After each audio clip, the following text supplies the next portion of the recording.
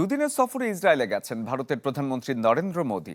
বুধবার মোদীকে বহনকারী বিমানটি বেন গুরিয়ন বিমানবন্দরে অবতরণ করলে তাকে স্বাগত জানান ইসরায়েলি প্রধানমন্ত্রী বেনিয়ামিন নেতানিয়াহু। ঢালাইয়ে দৃঢ়তা, নির্মাণে নিশ্চয়তা। প্রিমিয়ার সিমেন্ট, ঢালাইয়ের রাজা। এ সময় নেতানিয়াহুর স্ত্রী সারা নেতানিয়াহু উপস্থিত ছিলেন।